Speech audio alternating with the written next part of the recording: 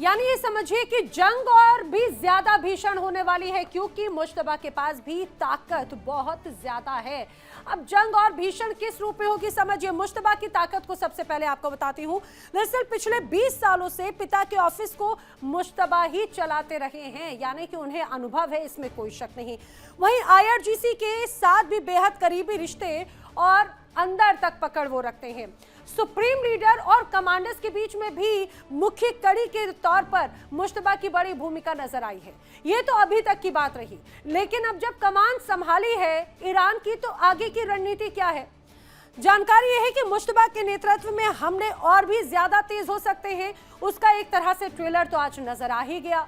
अब खामनेई की हत्या का बदला लेने की रणनीति तैयार की जाएगी और टारगेट पर होगा इजराइल और अमेरिका। लेकिन आखिर चुनौतियां किस रूप में हैं?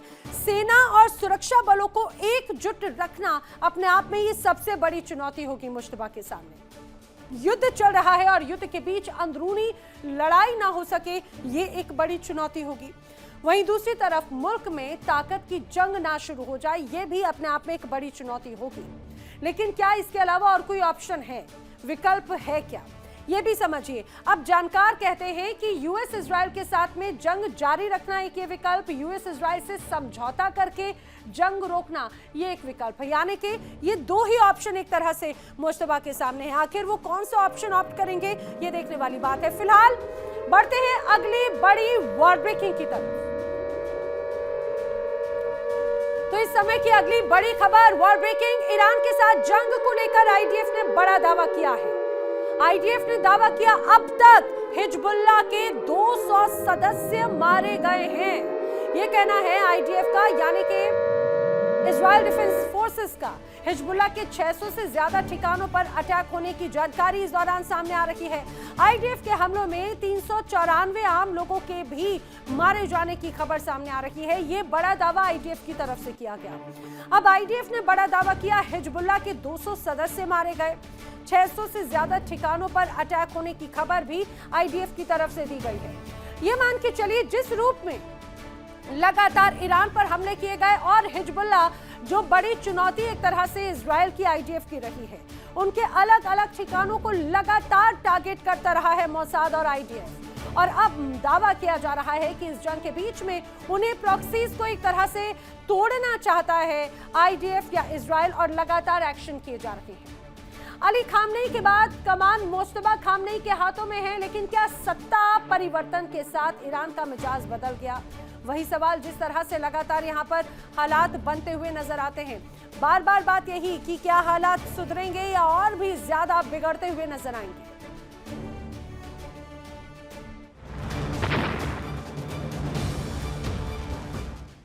डोनाल्ड ट्रंप का तेवर अब आक्रामक से भी ज्यादा घातक हो चुका है।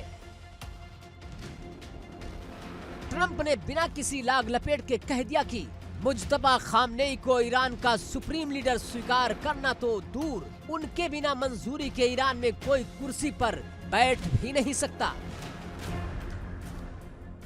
ट्रंप का सीधा संदेश है, मुज्तबा के दिन अब गिने चुने हैं। ट्रंप ने ये तो कह दिया कि वेनेजुएला की तर्ज पर ईरान की सत्ता की बागडोर भी उनकी मर्जी से ही तय होनी चाहिए। उधर नेतन्याहू का रुख और भी ज्यादा खूंखार है। आईडीएफ ने ऐलान कर दिया कि वो ईरान के नए उत्तराधिकारी पर बाज जैसी नजर गड़ाए हुए हैं। ईरानी सेना ने दो टूक कह दिया कि जो भी मुज्तबा को नियुक्त करने में शामिल है या जो भी उन्हें आगे बढ़ाने की कोशिश कर रहा है, उसे बख्शा नहीं जाएगा। इजराइल के लिए मुज्तबा सिर्फ एक नेता नहीं, बल्कि एक सैन्य लक्ष्य है।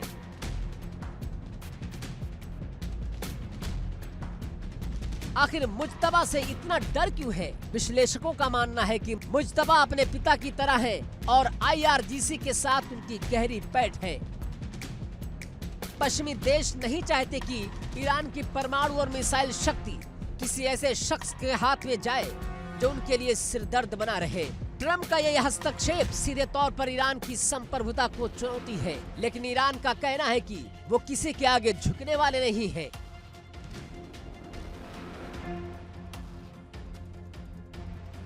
इस सत्ता के संग्राम में अब कोई भी कूटनीति काम नहीं आ रही है।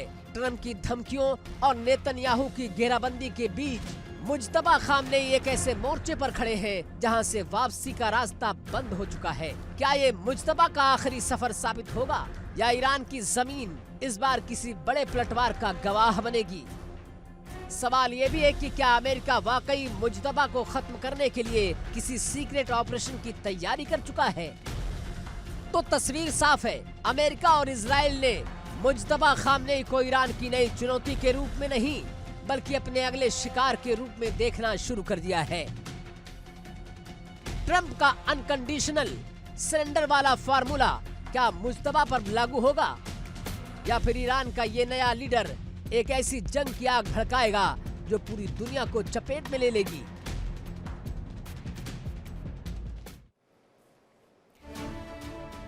और इस बीच एक बड़ी खबर आपको बता देते हैं, इस समय की वर्ल्ड ब्रेकिंग, ईरान की ट्रंप नेतन्याहू को खुली चुनौती है। जी हां, लगातार अब ईरान बड़ी धमकी दे रहा है मुज्तबा की कमान संभालते ही, और सीधे सीधे निशाना है अमेरिका पर और इजराइल पर। ईरानी संसद के स्पीकर गरीबफ ने एक बड़ी धमकी दी। ईरान जंग लड़ेगा, सरेंडर कभी नहीं करेगा, ये स्पष्ट किया है। रणनीति के हिसाब से जंग लड़ी जा रही है और आगे भी यही रणनीति रहने वाली है, ये स्पष्ट कहा जा चुका है। ये मान के चलिए जिस तरह के हालात अभी नजर आते हैं उससे ईरान ये कह चुका है कि हम घुटनों पर नहीं आएंगे। जो इजराइल चाहता है, जो डोनाल्ड ट्रंप चाहते हैं, वो कभी नहीं होगा, सपने में भी ये कभी नहीं होगा। ईरान जंग लड़ेगा, भले ही 2 साल तक ही ये क्यों ना जंग चलती रहे। ये क्लियर कट मैसेज एक तरह से ईरान की तरफ से दिया गया है और ये ईरान की संसद की तरफ से ये बात कही गई है। ईरान की वार्निंग ये सीधे सीधे बताती है कि जंग विध्वंसक हो रही है। आने वाले वक्त में और भी ज्यादा विध्वंस बढ़ेगा, कोई शक नहीं। अब समझिए महाजंग में आगे क्या और विध्वंस होगा, ये अलग अलग बातें हैं। ईरान की वार्निंग, आक्रमणकारियों को बारूदी जवाब से ढेर करेंगे। अमेरिका के साथ में कोई बातचीत अब नहीं की जाएगी, दुश्मन के इरादे कभी सफल नहीं हो पाएंगे, ये कहना है ईरान का। अब ईरान को कमजोर समझना अमेरिका की बड़ी गलती होगी, ये बात भी क्लियर कट कही गई। ईरानी सेना प्लान के अनुसार जंग लड़ रही है, ये भी बात क्लियर कट मैसेज जा चुका है। अब ये समझिए, एक तरफ आसमान से बरसते गोले हैं तो दूसरी तरफ सड़कों पर उतर आया है समंदर। दुनिया सोच रही थी कि मिसाइलों की बारिश में ईरान घुटने टेक देगा। डोनाल्ड ट्रंप ने जो सोचा था तेहरान की गलियों में, उसका उल्टा ही हो रहा है। जी हां, अली खामनेई का जाना एक युग का अंत माना जा रहा था, लेकिन ईरान ने मुज्तबा खामनेई को अपना नया सुप्रीम लीडर चुना और ये साबित कर दिया कि उनकी रगों में आज भी वही जुनून है, वही फौलादी इरादा दौड़ रहा है। आज ईरान की सड़कों का मंजर देखकर पूरी दुनिया दंग है। क्या ये ईरानी जिगरा आखिर है क्या? क्यों मिसाइलें भी इनका हौसला पस्त नहीं कर पा रही है? मुजाहिदे अरज़शी इंतकाम इंतकाम, मुजाहिदे अरज़शी इंतकाम इंतकाम,